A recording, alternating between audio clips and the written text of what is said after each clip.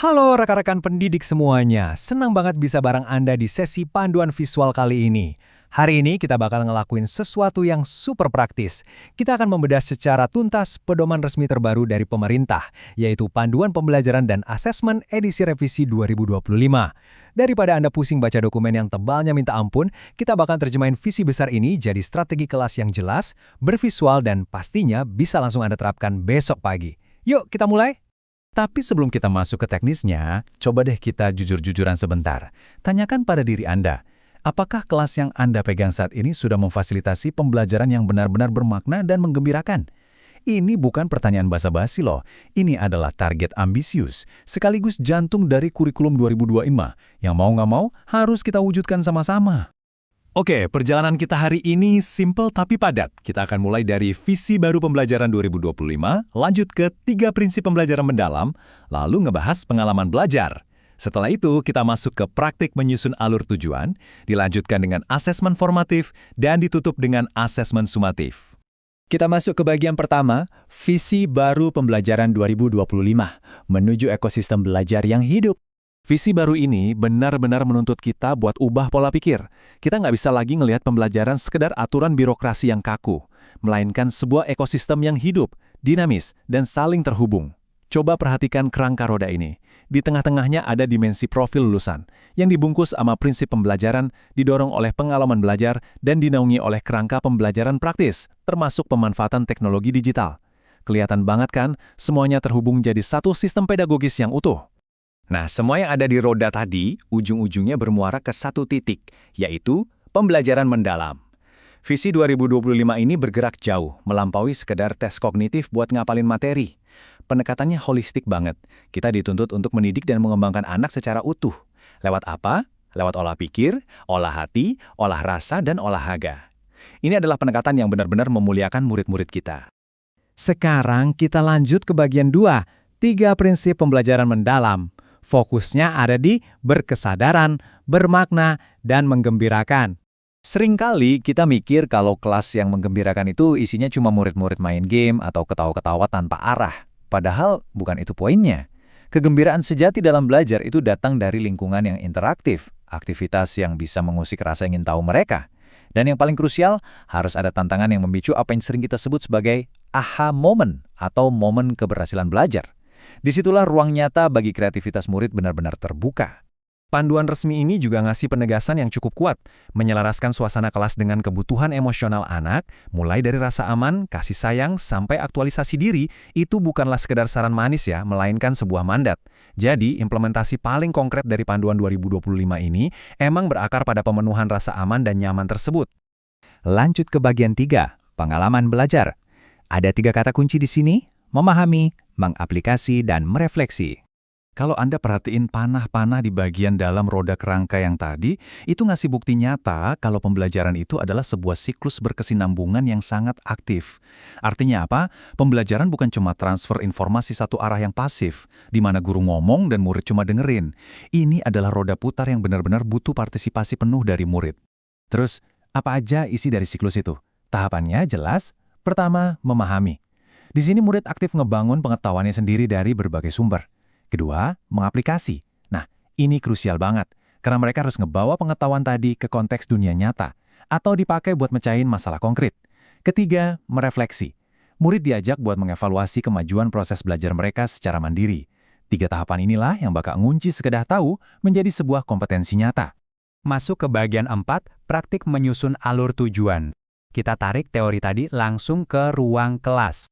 Pedoman 2025 ini sama sekali nggak mendikte satu cara kaku, justru nawarin fleksibilitas yang luar biasa buat guru. Anda bebas nyusun alur pakai metode yang dirasa paling logis. Mau mulai dari ngenalin benda konkret, baru masuk ke rumus abstrak? Bisa.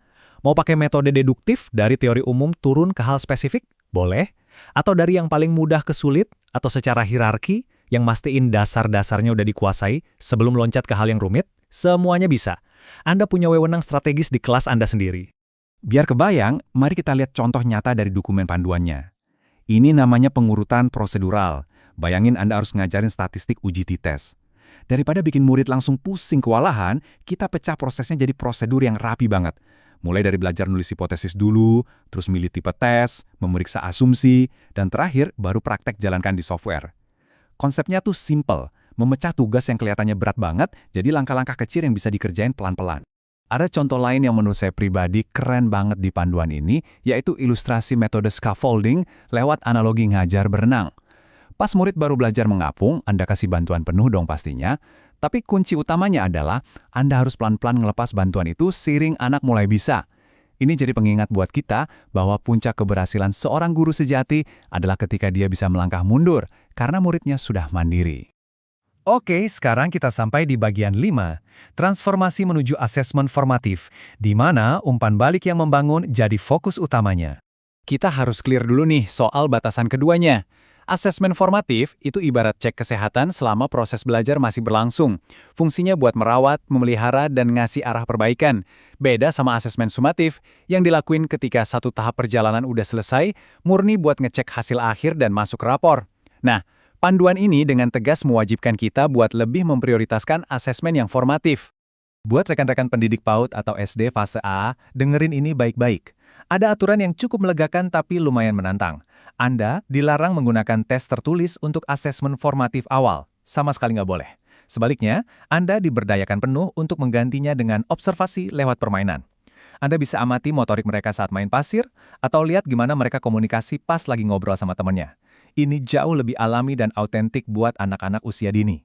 Terus gimana buat anak yang jenjangnya udah lebih tinggi?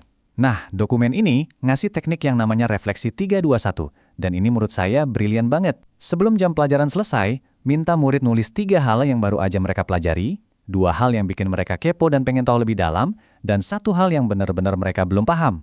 Praktis banget kan? Dari tulisan singkat ini, Anda langsung dapat data instan buat ngerancang atau perbaikin materi buat besoknya. Itulah kerja formatif yang sesungguhnya. Bagian ke-6, sekaligus yang terakhir. Evaluasi akhir atau asesmen sumatif. Ini tentang bagaimana kita mengukur ketercapaian. Kalau formatif tadi buat umpan balik harian, nah sumatif ini sifatnya final dan definitif. Disinilah momen pemberian nilai formal buat rapor dan akuntabilitas sekolah. Tujuannya murni untuk mengukur secara total, menyandingkan hasil siswa langsung dengan kriteria awal, buat nentuin mereka ini bisa naik kelas atau lulus nggak sih? Tapi ingat, yang namanya sumatif itu nggak melulu harus berupa soal ujian pilihan ganda 100 nomor. Lihat contoh nyata di fase C pelajaran Bahasa Indonesia ini. Kalau tujuan pembelajarannya adalah murid mampu menulis laporan, berarti asesmen sumatifnya harus berupa penilaian terhadap produk asli laporan yang mereka buat dong, bukan bikin tes pilihan ganda yang isinya nanya pengertian laporan itu apa. Kita benar-benar menilai kompetensi aktual yang ditunjukin sama murid. Dan supaya waktu Anda nilai produk asli, laporan tadi nggak terkesan subjektif atau asal tebak, inilah senjata utama Anda, rubrik. Panduan 2025 ini sangat amat mendorong kita buat pakai rubrik. Kenapa? Karena alat ini bikin penilaian kita transparan di mata siswa. Dan yang pasti, menjaga kita sebagai guru tetap objektif. Kita jadi benar-benar fokus cuma menilai kompetensi yang diwajibkan, tanpa ada intervensi atau bias pribadi. Nggak kerasa kita udah membedah visinya, mulai dari roda pembelajaran mendalam, siklus pengalaman, sampai ke praktik asesmen yang nyata di lapangan. Sebagai penutup dari sesi kita kali ini, saya mau ninggalin 1 pertanyaan untuk bahan renungan Anda. Menyongsong kelas esok pagi, gimana sih cara Anda bakal mendesain rencana pembelajaran yang nggak sekedar memindahkan materi dari buku ke papan tulis, tapi benar-benar bisa memicu aha momen dan senyum gembira di wajah murid-murid Anda? Selamat berinovasi di kelas masing-masing ya, dan sampai jumpa di sesi panduan visual kita berikutnya.